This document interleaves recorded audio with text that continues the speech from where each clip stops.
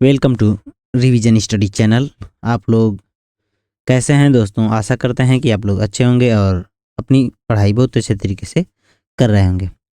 मुझको आशा है कि मेरी आवाज़ और ये सब जो भी लिखा हुआ है पीपीटी पर, यह सब आप लोगों को दिखाई दे रहा होगा।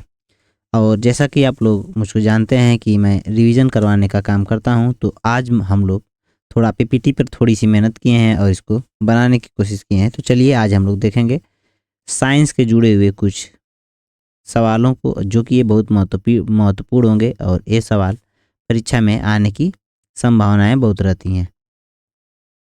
तो चलिए देखते हैं यहाँ से। अम्ल क्या होता है? अम्ल कैसा होता है? तो अम्ल होता है खट्टा। याद रखिएगा, अम्ल खट्टा होता है। याद रखिएगा कि अम्ल खट्टा होता है। और अम्ल जो होता है हमेशा क्या करता है? अम्ल हमेशा H+ आयन को देता है। और क्षार जो होता है हमेशा कड़वा होता है और यह OH- आयन देता है। याद रखिएगा कि अम्ल की पहचान करने के लिए जैसे हम लोग इमली खाते हैं तो इमली में अम्ल पाया जाता है। वहीं पर अगर आप लोग साबुन खाएंगे तो देखेंगे कि साबुन कड़वा लगता है। तो इससे हम लोग पहचान कर सकते हैं इमली इमली में अम्ल पाया जाएगा और साबुन में क्षार पाया जाएगा। देखिए, क्षार एक तरह का एक इनो आप लोग खाए होंगे। इनो इनो में भी क्षार पाया जाता है। अब देखते हैं अम्ल की पहचान करने के लिए कुछ स्केल होते हैं जिसको हम लोग पीएच स्केल बोलते हैं। पीएच स्केल की खोज किसने की थी? सोरेनसन नाम के वैज्ञानिक थे। सोरेनसन नाम के वैज्ञानिक थे, इन्होंने पीएच स्केल को खोजा था। पीएच का फुल फॉर्म पूछ देता है तो पोटेंशियल ऑफ हाइड्रोजन या पावर ऑफ हाइड्रोजन बोलते हैं। पावर ऑफ हाइड्रोजन बोला जाता है। याद रखिएगा कि यह 0 से लेकर 7 तक के बीच की एक स्केल होती है, जो इस तरह से होती है कुछ। यहाँ पर 0 नहीं, सॉरी, यहाँ पे होता है 7 और यहाँ पे होता है 0, यहाँ पे होता है 14। अब देखते हैं कि जब 7 से 0 की तरफ अगर हम लोग बढ़ेंगे, 7 से 0 की तरफ बढ़ने पर क्या होता है? अम्लीयता बढ़ती है। क्या बढ़ती है? अम्लीयता अम्लीयता बढ़ेगी। और 7 से 14 की तरफ अगर हम लोग बढ़ते हैं तो वहीं पर क्षारीयता क्षारीयता क्षारीयता बढ़ेगी। याद रखिएगा। और यहाँ पे होता है, अगर मान लीजिए कि 3.5 पीएच पर और यहाँ पे 10.5 पीएच लिख लेते हैं, 10.5 यानी 10.5। इन दोनों के बीच में 3.5 और 0 के बीच में जो होता है प्रबल अम्ल होता है। क्या होता है? प्रबल अम्ल होता है। प्रबल अम्ल। देखिए, वह अम्ल जिसका पीएच मान 0 से लेकर 3.5 के बीच में होगा वो प्रबल अम्ल होगा। और बकिया यहाँ से 3.5 से लेकर 7 के बीच में जो होगा दुर्बल अम्ल होगा। याद रखिएगा, दुर्बल अम्ल होगा। और वहीं पर जब हम लोग यहाँ से इसकी बात करेंगे तो यहाँ पे दुर्बल क्षार होगा और यहाँ पे दुर्बल क्षार होगा, यहाँ पे प्रबल क्षार होगा। याद रखिएगा, ये सब चीज़ें पूछ देता है। और अब देखते हैं कि और यहाँ पे जो जिसका पीएच मान 7 होता है वह क्या होता है? उदासीन होता है। याद रखिएगा, उदासीन होता है।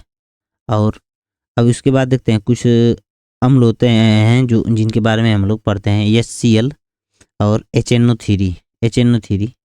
HCl को हम लोग बोलते हैं हाइड्रोक्लोरिक एसिड। HNO3 को आप लोग बताइएगा। मुझको लगता है कि आप लोग कमेंट बॉक्स में ज़रूर बताएंगे। HCl और HNO3 को मिलाकर एक ऐसा अम्ल बनता है जो सोने को भी गला देता है। उसका नाम पूछ देता है पेपर में, तो एक्वा रेजिया इसको बोलते हैं।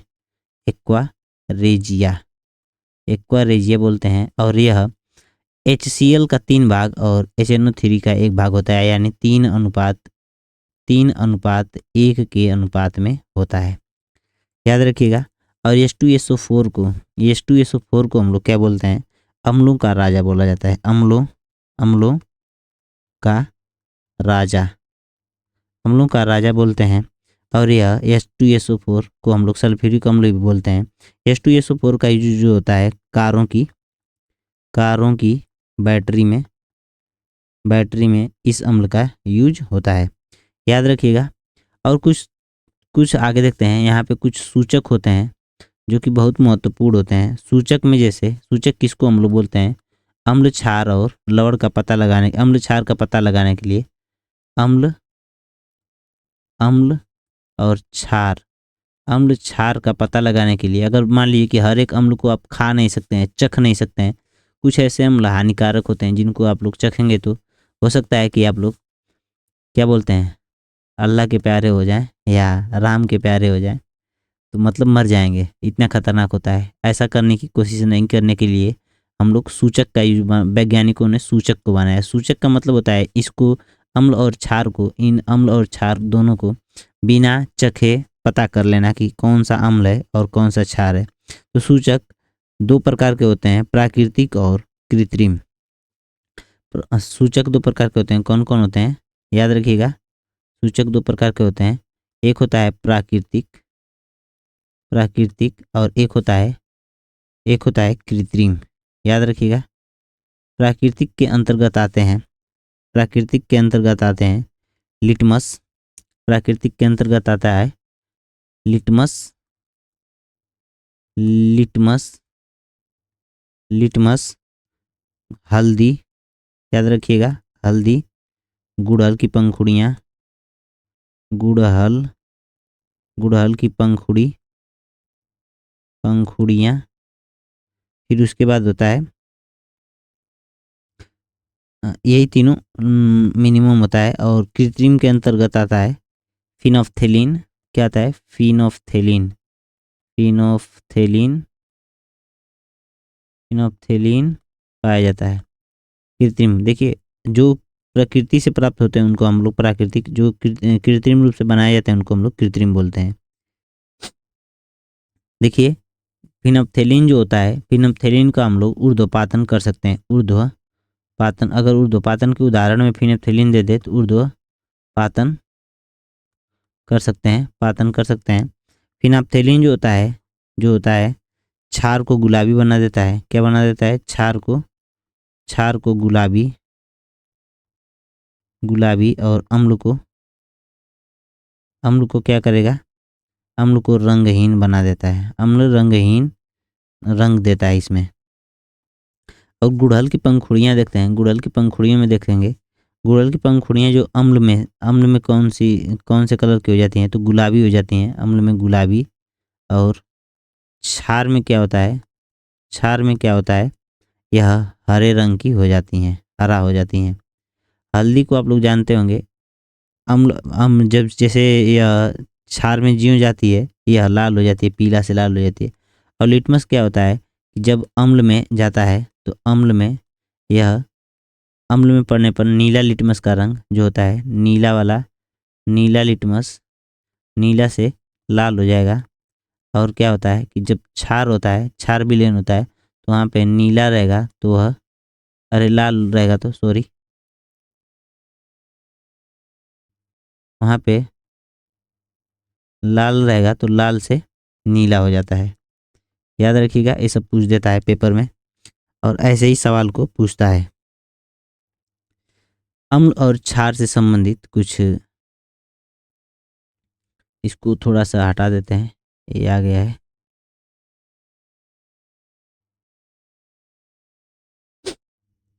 अम्ल क्षार जब अभिक्रिया करता है तो अम्ल क्षार की अभिक्रिया से हमें प्राप्त होता है नमक, जल और उष्मा। नमक को हम लोग बोलते हैं सीधा सीधा लवण, याद रखिएगा।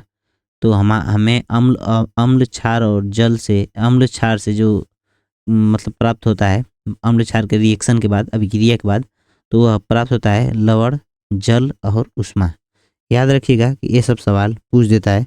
और यह एक उदासीनीकरण क्रिया होती है, उदासीनीकरण, उदासीन क्रिया, उदासीनीकरण की प्रक्रिया होती है।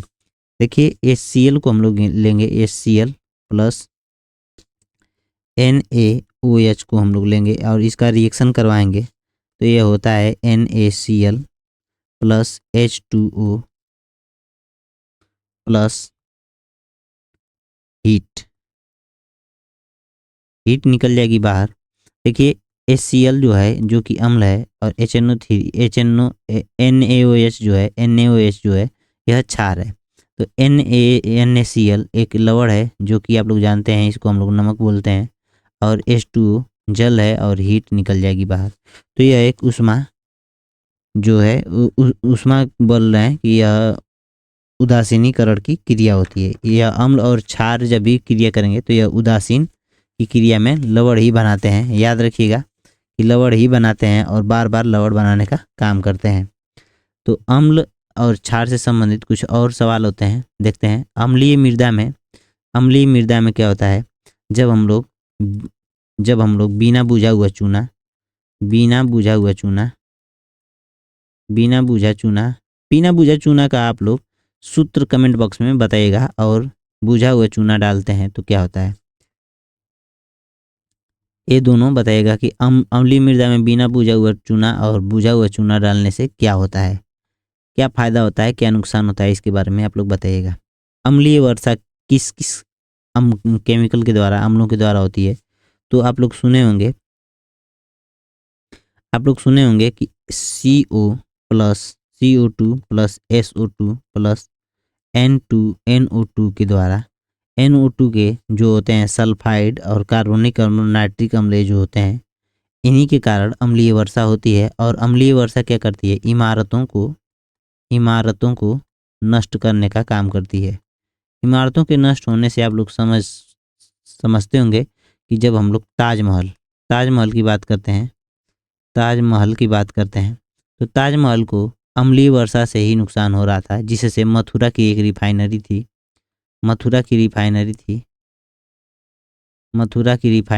एक तेल रिफाइनरी थी जो तेल निकालने का काम करती थी, तेल का शोधन करती थी, उसको बंद कर दिया गया था।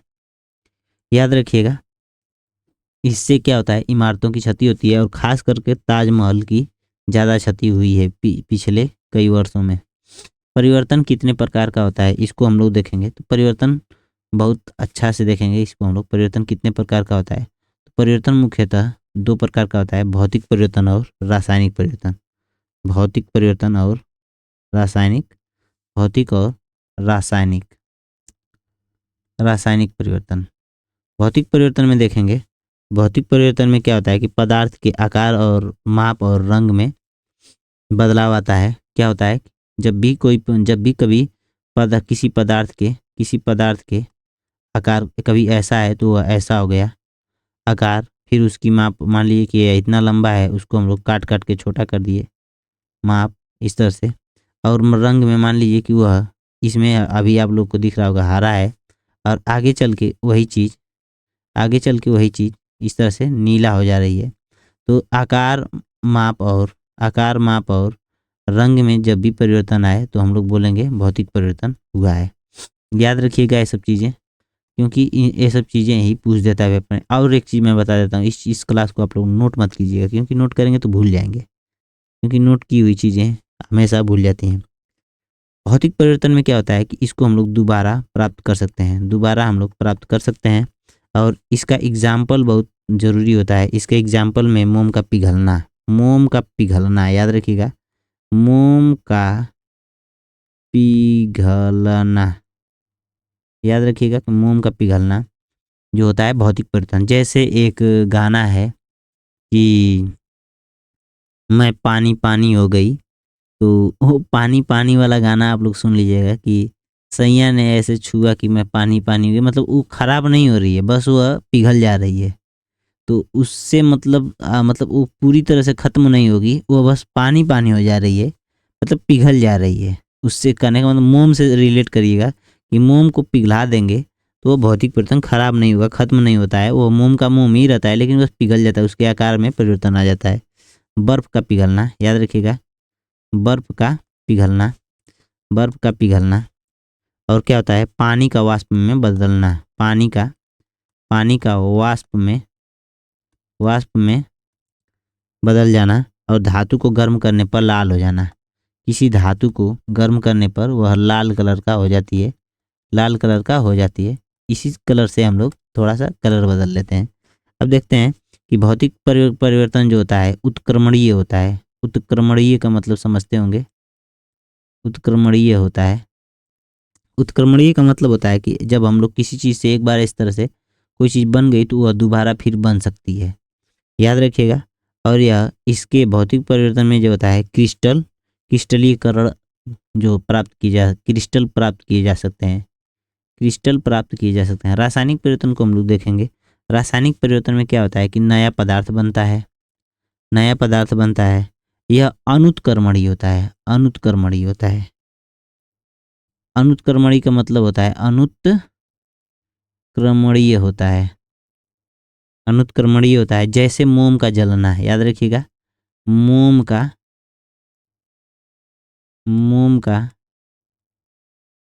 जलना, मोम का जलना जो होता है, जल गई। जैसे क्या एक गाना था, गाना के नाम से तो आप लोग को मज़ा ही आ जाता होगा, क्योंकि गाना में बहुत इंटरेस्टेड रहते हैं। जो भी हमारे दोस्त हैं सभी लोग इंटरेस्टेड रहते हैं। तो गाना मत सुनिए। मोम का जलना एक रासायनिक अभिक्रिया है। जलना, जहाँ भी जलन होती है वहाँ पे रासायनिक, क्योंकि जली हुई चीज़ें वो जल्दी प्राप्त नहीं हो सकती हैं। जैसे कोई रिश्तेदार हो या कोई आपका दुश्मन, जब भी जल जाए तो वैसा नहीं रह जाएगा, हमेशा उसके अंदर बदलाव ही हुआ रहेगा। तो यह रासायनिक परिवर्तन है, उसको दोबारा प्राप्त नहीं कर सकते हैं। जो आदमी आपसे जलन रखने लगे, सच में याद रखिएगा, जो आदमी आपसे जलन रखने लगे उसको आप लोग फिर पहले जैसा नहीं कर सकते हैं। तो उसमें हो जाता है रासायनिक परिवर्तन। और जो आदमी एक बार पिघल जाता है तो उसको आप बना सकते हैं, क्योंकि लोगों से गलती होकर फिर से सुधारा जा सकता है। लेकिन जो आपसे जलन रखेगा उसको आप लोग दोबारा प्राप्त नहीं कर सकते हैं। जीवन में भी ऐसा होता है। तो उसी तरह से मोम का जलना, कागज का जलना, जलना कोई भी हो, याद रखिएगा, जलना कोई भी हो, कागज का जलना, कागज का जलना, याद रखिएगा, कागज का जलना। मैग्नीशियम का जलना, यह एनसीईआरटी में पूछता है। मैग्नीशियम जलने के बाद कौन सी गैस क्या प्राप्त होता है? तो MgO प्राप्त होता है, मैग्नीशियम ऑक्साइड। फलों का पकना होता है, दूध से दही बनना, लोहे पर जंग लगना, पाचन और प्रकाश संश्लेषण, ये बहुत बार पूछता है। पाचन और प्रकाश संश्लेषण, प्रकाश संश्लेषण की प्रक्रिया, संश्लेषण की प्रक्रिया को बार बार पूछता है। अब देखिए एक और चीज़, रसायन में ही होता है। जैसे हम लोग अयस्क से धातु को निकालना, अयस्क से धातु को निकालना, अयस्क से धातु को हम लोग बाहर निकाल देते हैं, तो अभी एक रासायनिक परिवर्तन होती है। रासायनिक परिवर्तन में क्या होता है? रासायनिक परिवर्तन में क्या होता है? ऊष्मा निकलती है, ध्वनि निकलती है, गंध निकलती है और रंग में बदलाव होता है और गैस भी निकलती है। याद रखिएगा ये सब चीज़ें। आगे देखते हैं एक चीज़ और भी, यहाँ पे थोड़ी सी नई स्लाइड ले लेते हैं और इसको डिलीट करते हैं। एक सेकेंड।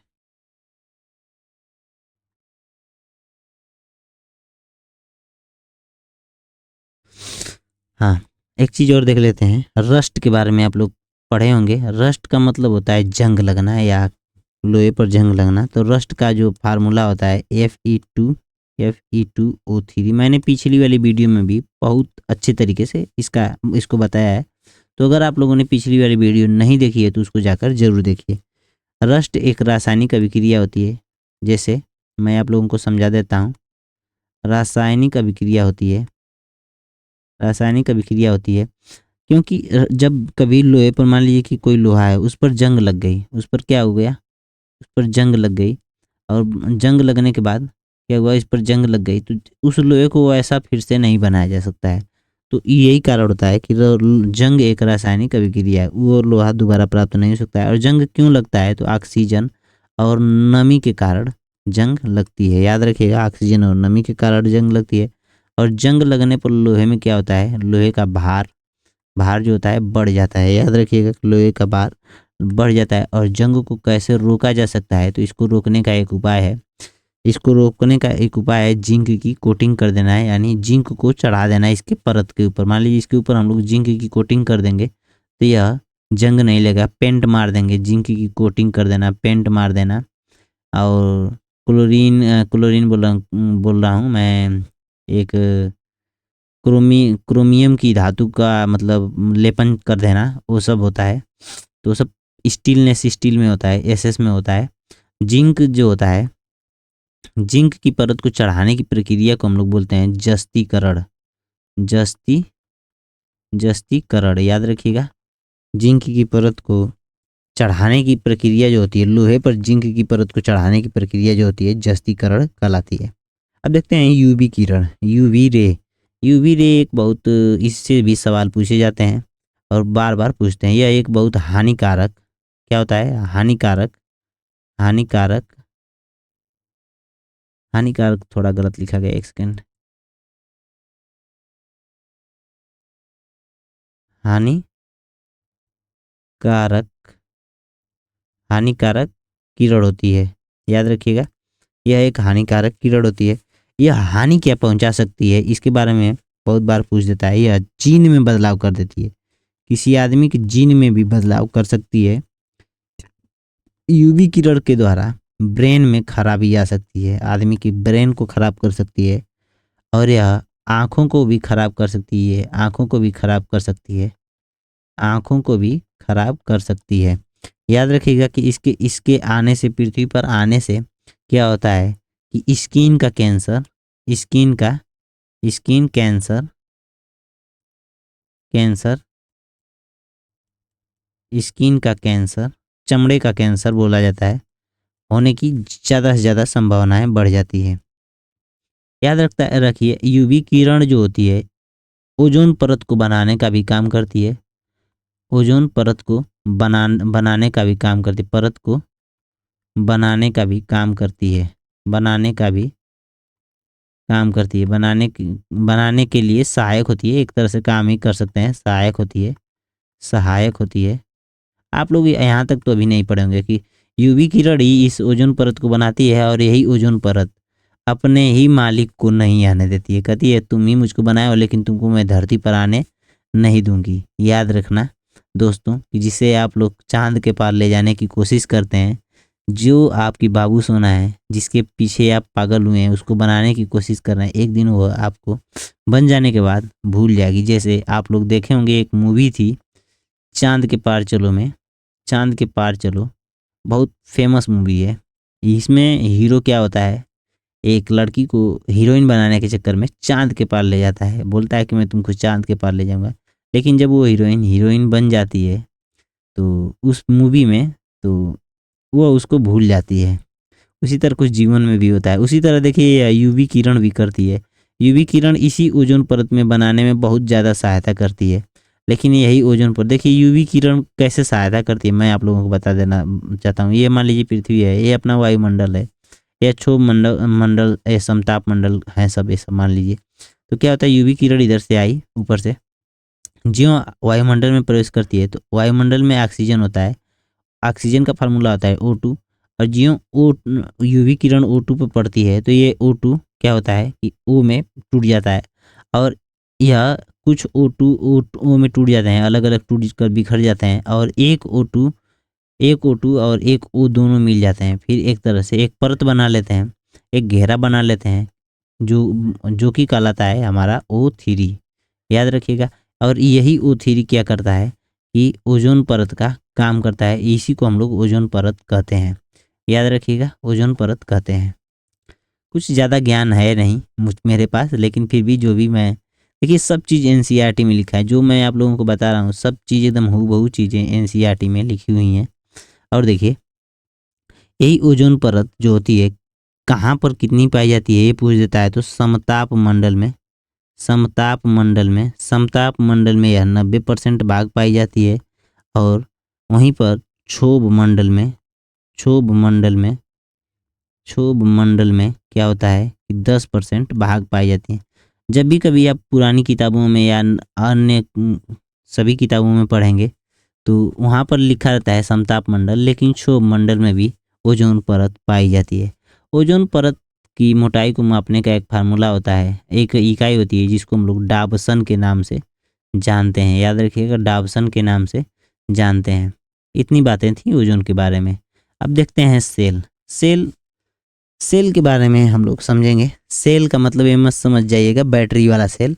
सेल जो होता है बहुत इम्पोर्टेंट है शरीर के लिए, और शरीर में जो भी सेल होते हैं वो बहुत अच्छे काम करते हैं। तो मैं आप लोगों को बताने की कोशिश करूँगा कि सेल क्या होता है और कैसे होता है और कैसे काम करता है और क्या क्या कर सकता है सेल जो होता है। तो सेल जो होता है हमारे शरीर की इकाई होती है। सेल को हम लोग शरीर की इकाई मतलब यूनिट बोलते हैं। बॉडी की यूनिट बोला जाता है, यूनिट बोलते हैं। आप लोग पढ़े होंगे, ये सब चीज़ें जानते होंगे।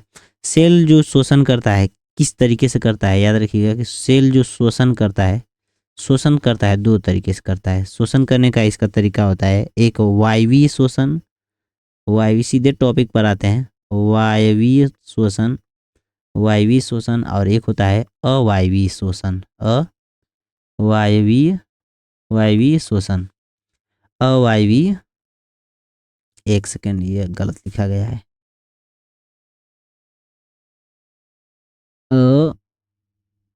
अवायवीय,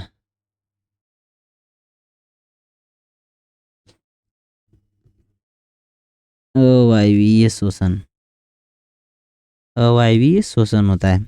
देखते हैं यहाँ पे, इसको इंग्लिश में बोलते हैं एरोबिक। क्या बोलते हैं? एरोबिक। इसको याद रखिएगा, ये इंग्लिश याद रखेंगे तो जल्दी से पकड़ लेंगे। और इसको बोलते हैं एनारोबिक,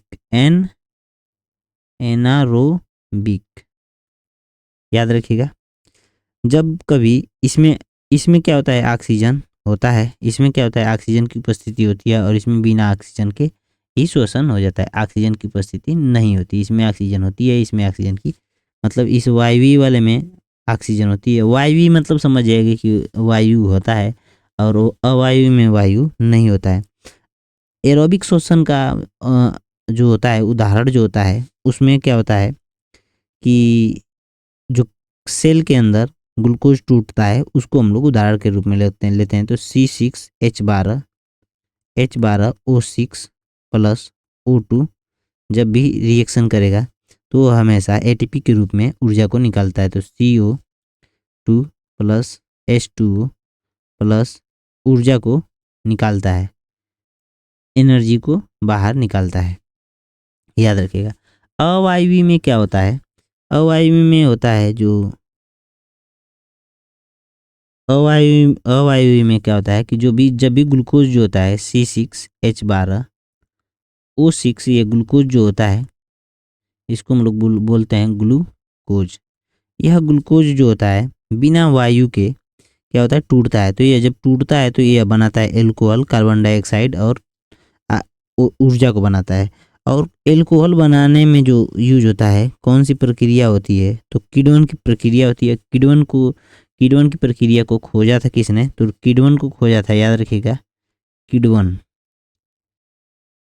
किण्वन को खोजा था लुई पास्चर ने, लुई पास्चर ने खोजा था।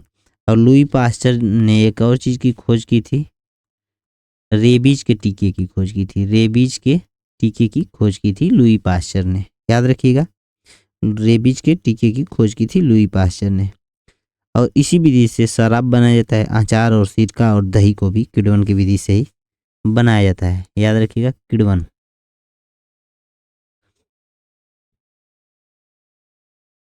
किण्वन, याद रखिएगा। किण्वन बहुत महत्वपूर्ण विधि होती है। फेफड़े का काम क्या होता है, देखिएगा। फेफड़े का काम जो होता है बहुत आसान होता है। और कैसे काम करता है फेफड़ा, तो सबसे पहले ऑक्सीजन हम लोग थोड़ा सा इस तरह से एक फिगर बनाते हैं, एक सेकेंड, यहाँ से इस तरह से फिगर बनाते हैं और यहाँ से दो नली निकाल देते हैं, फेफड़े तक जाती है, मान लीजिए यहाँ से इस तरह से।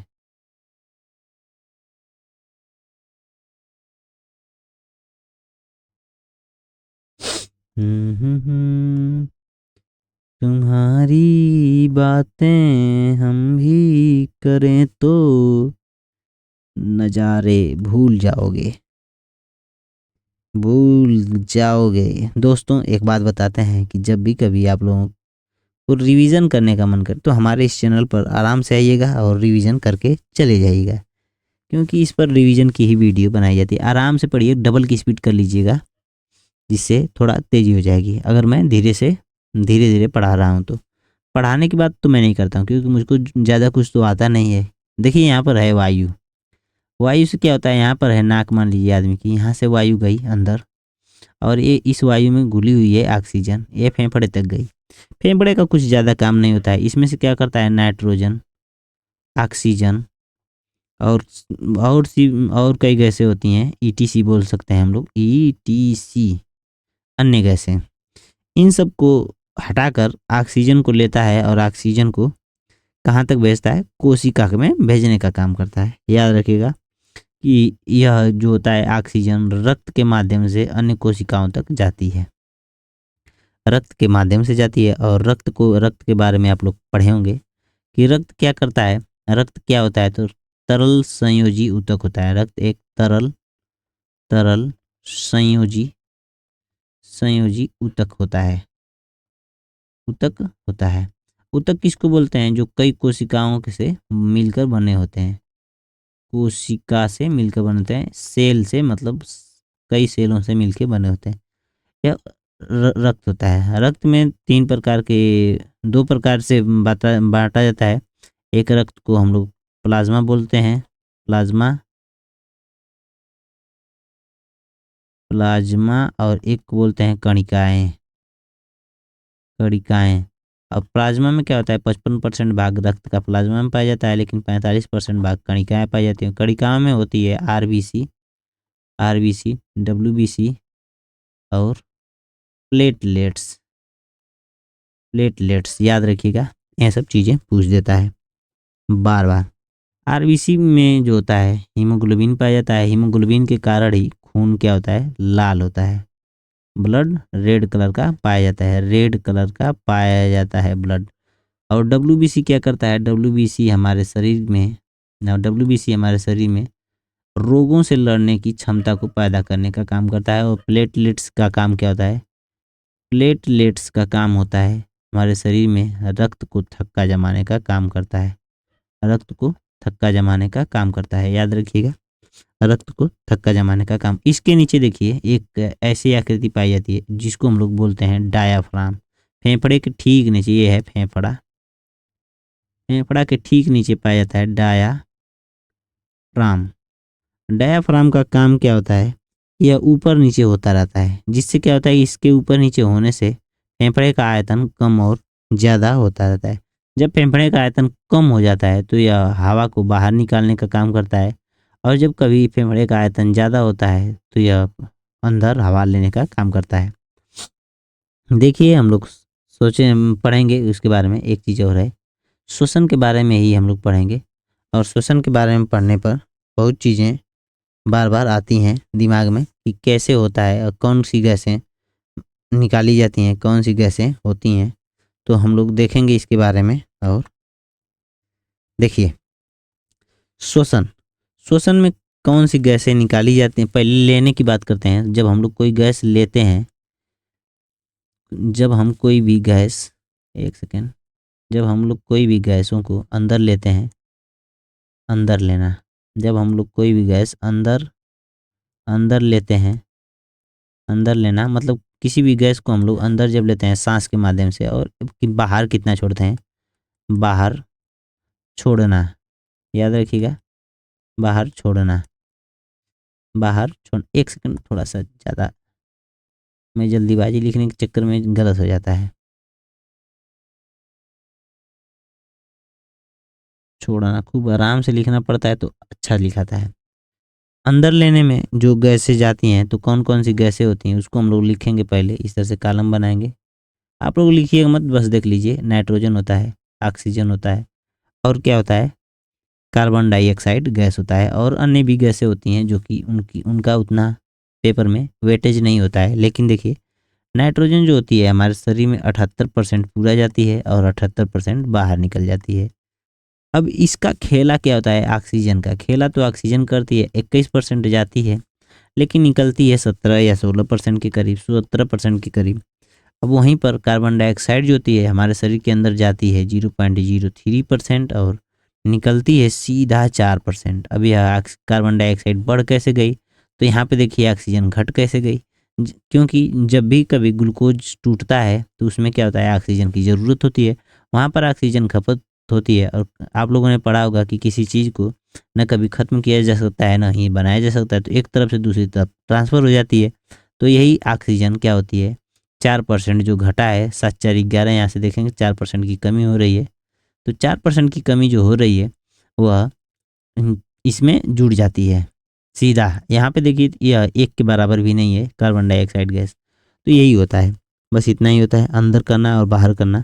अंदर करने की प्रक्रिया जो होती है, अंदर करने की प्रक्रिया को हम लोग बोलते हैं निःश्वसन। क्या बोलते हैं? निःश्वसन। निःश्वसन।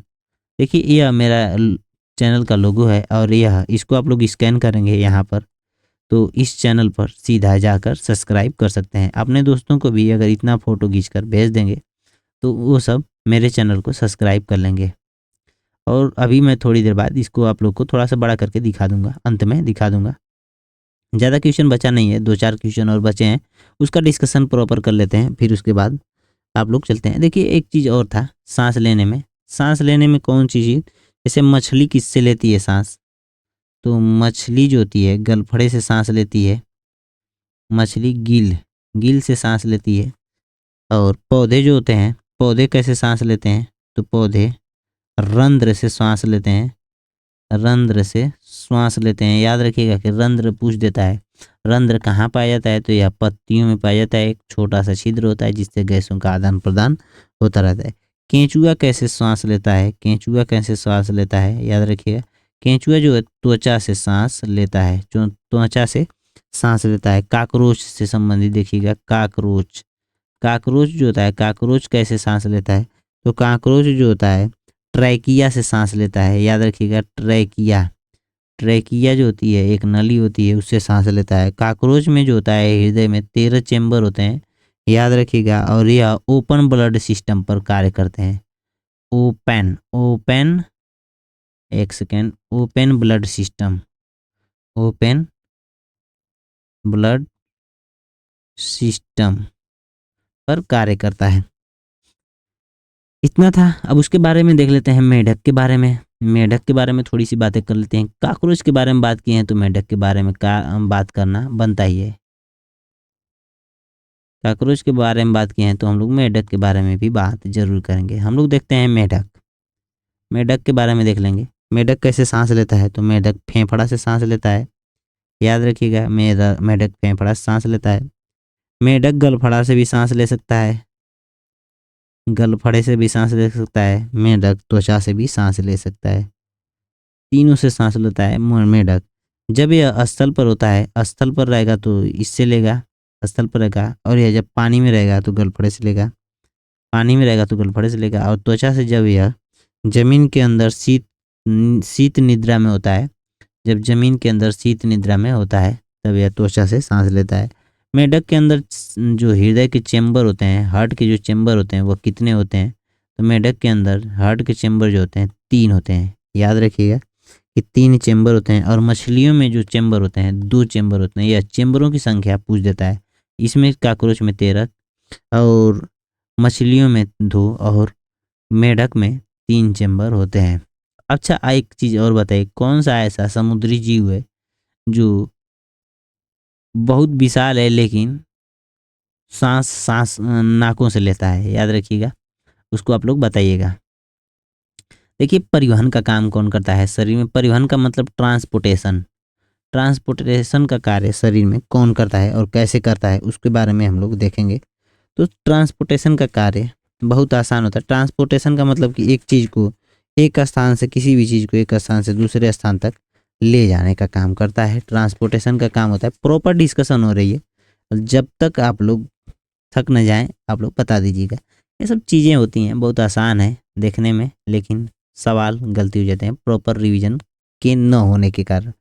ट्रांसपोर्टेशन का काम करता है हमारे शरीर में ब्लड।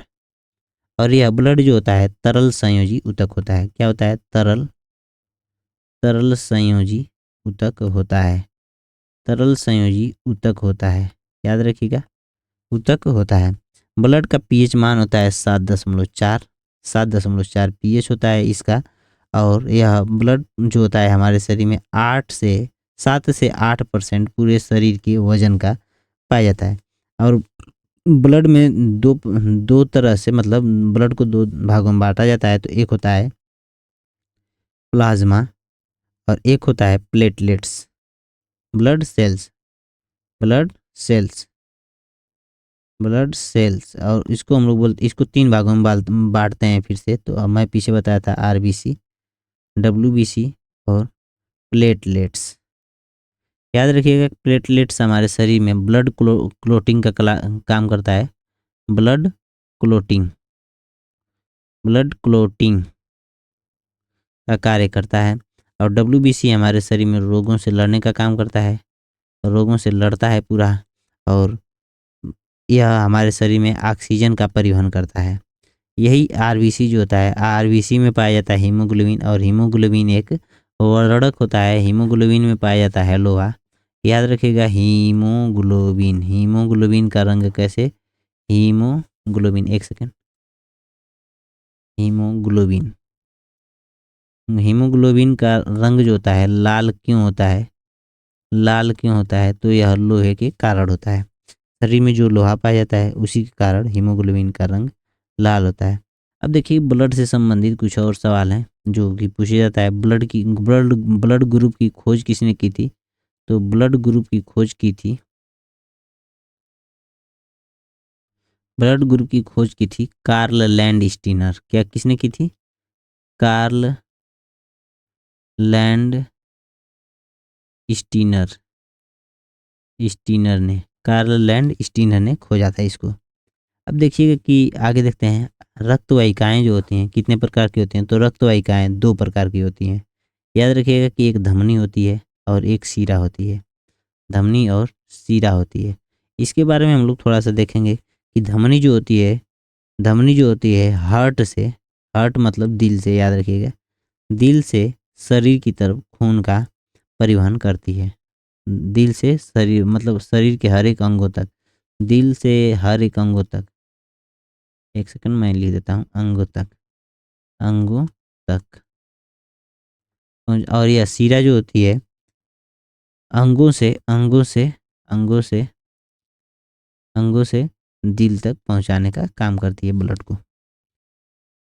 धमनी में क्या होता है कि प्रेशर ज़्यादा होता है और इसमें प्रेशर क्या होता है, कम होता है।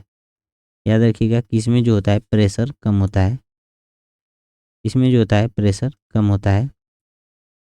प्रेशर को हम लोग पी से डिनोट करेंगे।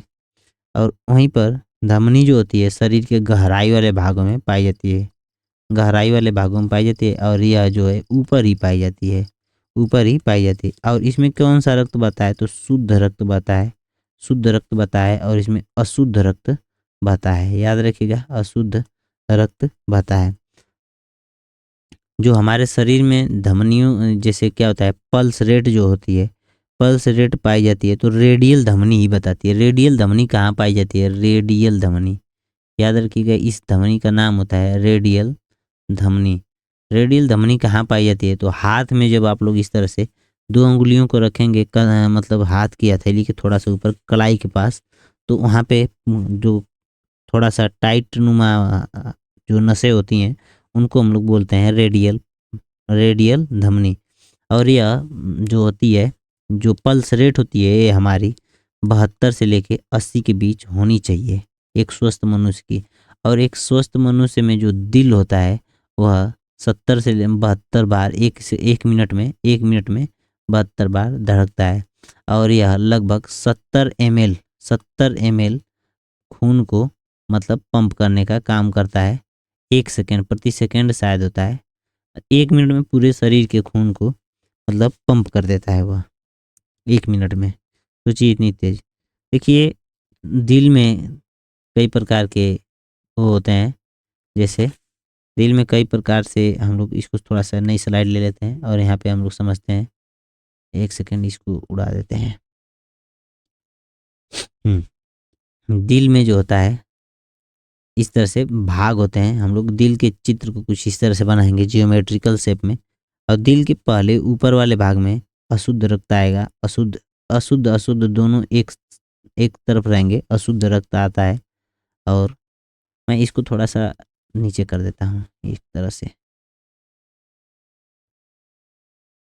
दिल में जो होता है यहाँ पे अशुद्ध रक्त आता है, फिर इसमें शुद्ध रक्त होता है, शुद्ध रक्त होता है, और इसमें भी शुद्ध रक्त होता है, शुद्ध रक्त होता है। और इस वाले भाग को, ऊपर वाले भाग को हम लोग बोलते हैं अलिंद, अलिंद बोलते हैं, अलिंद बोलते हैं। और इस वाले नीचे वाले भाग को हम लोग नीलय बोलते हैं, नीलय बोलते हैं। याद रखिएगा कि मनुष्य में 4 चेंबर होते हैं, यही जो होते हैं 1 2 3 और 4, इन्हीं को हम लोग चेंबर बोलते हैं। मनुष्य के हृदय में 4 चेंबर होते हैं। और मनुष्य के स्पंदन की जो आवाज़ होती है, दिल के धड़कने की जो आवाज़ होती है, वो होती है लब डब की आवाज़ होती है। याद रखिएगा, ऐसे पूछ देता है। और जो लब डब की आवाज़ को हम लोग किससे सुनते हैं, तो स्टेथोस्कोप एक होता है, स्टेथोस्कोप, स्कोप एक पाया जाता है, इससे हम लोग लब डब की आवाज़ को सुनते हैं। और स्टेथोस्कोप किस नियम पर काम करता है, तो यह परावर्तन, ध्वनि के परावर्तन के सिद्धांत पर, परावर्तन का सिद्धांत पर काम करता है, सिद्धांत पर काम करने का कार्य करता है। एक और स्लाइड है, यह अंतिम स्लाइड है, जनन। जनन से संबंधित कुछ सवाल पूछेंगे। जनन क्यों करते हैं लोग? जनन, कोई भी चीज़ जनन क्यों करती है? तो जनन अपने जैसी संतान को पैदा करना, अपने जैसी संतान को पैदा करने की प्रक्रिया जो होती है वह जनन कहलाती है। याद रखिएगा, जनन दोनों चीज़ों में होता है, पौधों में होता है और जंतुओं में भी होता है। जनन पौधे भी करते हैं और जंतु भी करते हैं। याद रखिएगा, पौधे और जंतु दोनों करते हैं। और जनन की जो विधि होती है पौधों में, कौन कौन विधि होती है? लैंगिक और अलैंगिक, अलैंगिक विधि होती है और लैंगिक विधि होती है। अलैंगिक विधि और लैंगिक विधि होती है, लैंगिक विधि होती है। और जंतुओं में तो उसको इसके बाद पढ़ेंगे। अलैंगिक विधि और लैंगिक विधि के बारे में पहले समझ लेते हैं। अलैंगिक विधि को बोलते हैं एसेक्सुअल और लैंगिक विधि को बोलते हैं सेक्सुअल। अलैंगिक विधि में जो भी बीज होता है उस बीज की ज़रूरत नहीं पड़ती है, बीज की ज़रूरत नहीं होती है, लेकिन लैंगिक में बीज की ज़रूरत होती है। याद रखिएगा, लैंगिक में बीज की ज़रूरत होती है। अलैंगिक में 3 या 4 प्रकार के होते हैं। अलैंगिक में जो होता है, एक कायिक होता है, कायिक जनन होता है, कायिक जनन। फिर उसके बाद होता है मुकुलन, फिर उसके बाद होता है खंडन, फिर उसके बाद होता है बीजाणु निर्माण, इसको बोलते हैं। ये बीजाणु निर्माण जो होता है वह कवक वाला जो करता है उसको बोलते हैं, इसको मैं भूल गया, इंग्लिश में इसका नाम मैं भूल गया, इसको आप लोग बताइएगा। बीजाणु निर्माण।